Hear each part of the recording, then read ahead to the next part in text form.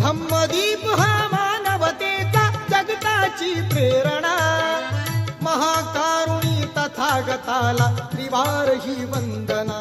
वंदना वंदना वंदना हा वंदना वंदना वंदना हा वंदना वंदना वंदना.